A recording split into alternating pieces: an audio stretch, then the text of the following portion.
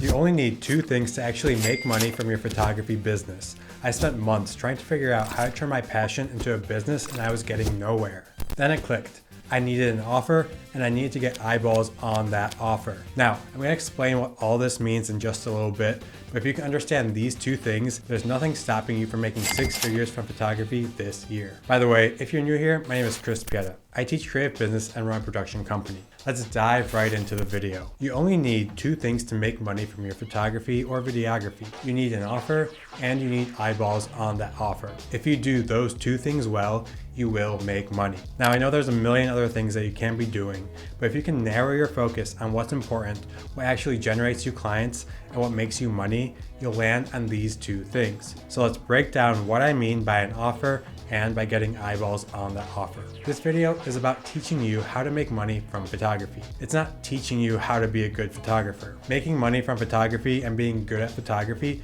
are mutually exclusive. I know amazing photographers that don't know how to make any money, and I know okay photographers that make a lot of money. Because you're watching this video, I'm assuming you're halfway decent already, and that's good enough. There are plenty of low budget clients that are willing to pay you for that decent photography. They can't afford the best photographers yet. There's room for all skill levels here, whether you're a pro or a beginner. Now, let's talk about the offer. The first thing you need is an offer. Your offer is what you're selling. It's the service you trade for money. There are good offers and there are bad offers. Your offer is almost always going to live on a website. This is what I'm talking through today. First, we need to answer the question of what we're selling. What kind of photographer are you? A product photographer? A wedding photographer? Portraits? All the above? If you answered all the above, you need to change that answer. You can't be a generalist and expect to make good money in this industry. You need to specialize. Niche down into a specific category of photography. I'm a product photographer. That's my niche. But it doesn't end there. I'm not just a product photographer. I'm a product photographer for food and beverage brands. And that's it. That is all I do. I don't offer to shoot wallets or electronics or clothing. I can still shoot these categories and take on these clients, but I don't offer to. Clients outside my niche approach me, I will work with them. But when I'm presenting myself to the world, I only show my food and beverage product photography portfolio. Once you have an answer to the question of what kind of photographer you are, we can continue with our offer. For today's example, we're going with food and beverage product photography because that's what my production company does. Now that we have the first part of our offer, we need to show it off. We accomplish this by both words and images. This is where your website comes in. Your website is your portfolio, but it's not just your portfolio. You can use copy in order to emphasize exactly what you do. Using both copy and photography makes your website a lot more powerful. We accomplish this by including a headline. The headline states how you help the niche achieve a certain result. The simplest formula for a headline is, I help blank do blank with blank. For my company, this would be, I help food and beverage brands get more sales through product photography. Here you've also just stated your offer. You clearly stated who you help, how you help them, and through what mechanism you help them. I rarely see photography websites have a headline like this. Something like this is so powerful and it helps you stand out among the masses. Apart from your headline, you can even include more text throughout your website, but for the sake of this video, we're gonna stick with this. The next part of your portfolio is your photography. The photography should be specific to your niche. As a food and beverage product photographer, I don't have any pictures of mountains or cities or portraits on my website. Even though I'm great at that type of photography, it doesn't help my case when I'm trying to generate new sales. Your portfolio should be your best work and encompass a variety of brands within your niche. Make this at least 20 of your best images. More is better in this situation. So now we have the first part of our offer. We know exactly what we're selling, we know who we're selling it to, and we have a website devoted to this offer. Right now, we're just covering the tip of the iceberg of the offer. If you're finding this interesting at all, check out my creative business newsletter. It goes out weekly and it's got over 2,000 subscribers. Link for that in the bio. We know that we're selling product photos, but how exactly are we selling these? The first thing we need to get right is to ensure that the client feels confident that they'll achieve the dream outcome when working with us. As product photographers, the dream outcome of working with us is to get beautiful photography to help increase their sales and build brand awareness. We've already demonstrated this through our portfolio and headline. If our portfolio and copy is compelling enough, they'll feel confident that the dream outcome will be achieved. Now let's talk about the second part of the equation. Perceived likelihood of achievement. You can add extra things to your website that will help with this. The perceived likelihood of achievement is exactly what it sounds like. If this client works with us, how confident do they feel they'll get the result they're looking for? Well, we can add things to our website to increase this perceived likelihood of achievement. Add Google reviews. As soon as you work with a client, ask them for a Google review. Google reviews go a long way in boosting credibility in your business. Potential clients will see this and you'll gain their trust. Another great thing you can add to your website is case studies.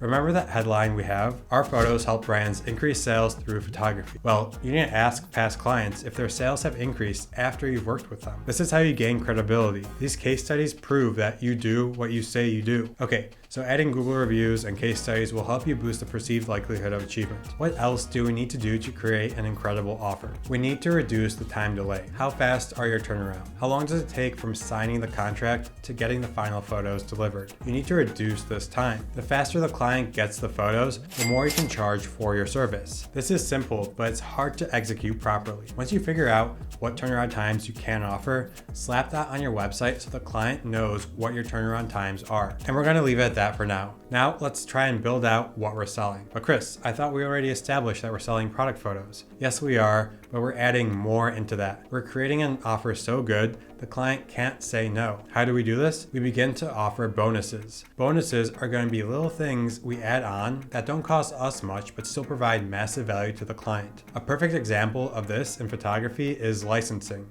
A lot of photographers charge for licensing. They are nitpicky with the terms and it's confusing and expensive for the client. Licensing increases the effort required by the client, and that's a bad thing. Throwing in free licensing is a way to eliminate their effort and build goodwill with the client. It doesn't cost you anything, but provides your client massive value. If you normally charge a lot for licensing, price it into your normal fee. Offer it as a free bonus, but keep it priced into your main package. There are dozens of different bonuses you can throw in as well. Anything that isn't in the main set of photos counts as a bonus. Do you make a mood board before every shoot?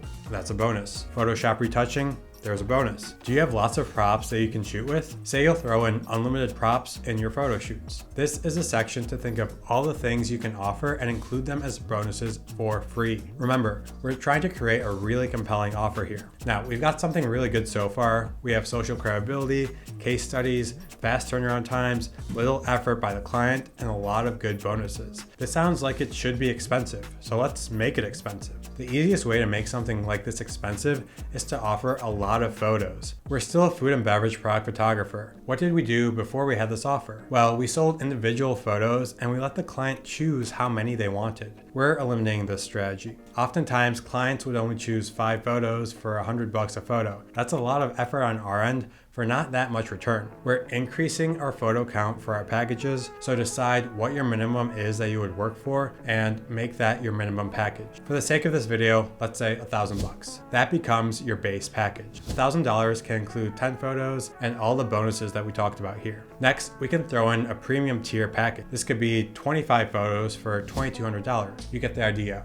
From here, you can even build out a top tier package that's way more expensive to price anchor. This could be something like 100 photos for $7,500. Now, one thing you should not do is put a price on your landing page. On your website, you can add everything you want from this package, just don't include the pricing just yet. When someone visits our site, they'll see our offer. They'll love the bonuses they see, the fast turnaround times they see, and all the credibility that we have on there. The price is something that we'll bring up later in the conversation. So now we have a few packages. One is $1,000 and one is $2,200. Let's start making money with these. We need to get eyeballs on this offer.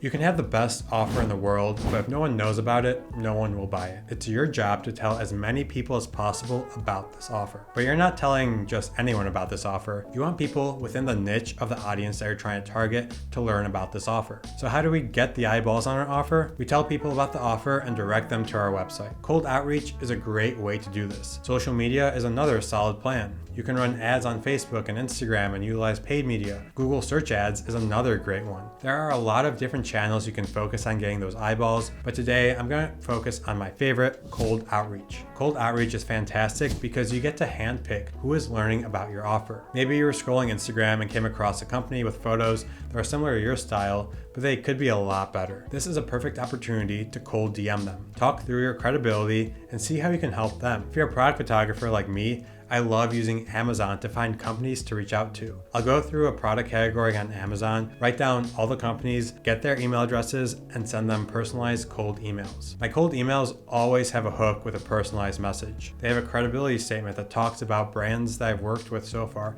and how I've helped those brands increase their sales. And finally, at the end of the email, I include an ask. I ask for a 10-minute discovery call with them. From there, I follow up 2 or 3 times, and if they don't respond, I move on to the next company. Cold outreach is very simple, but it's not easy. Most of the emails you send won't get a response, and that's okay. Recognize that it's a numbers game. The better the offer you have, the more likely it is that you'll get a response. The recipient of the email clicks on the email, reads it, checks out your website, and then decides whether or not to respond to you. If you have a grand slam offer on your website, then the chances of them responding to you go way up. The other ways of getting eyeballs include paid ads or social media. Social media is great because you can build up your brand organically. This takes a very, very long time. If you're just starting out, it probably won't be where you get your first clients from. Cold outreach is great for those first clients. But at the same time, you should be building up your social media presence in the background as well. This will pay off in a year or 2 down the road. Finally, let's talk about paid ads. I've tried these and they work, but they are expensive. Unless you have a few $1,000s to test with, I would not go down this road to start. Cost of acquisition is expensive in this channel. How much money did you spend on ads to get 1 customer? That's your cost of acquisition. Feel free to play around with these, but honestly, I would just focus 99% of your effort on cold outreach. Once you have people responding to your cold outreach saying they're interested, it's time to hop on a discovery call, send a proposal,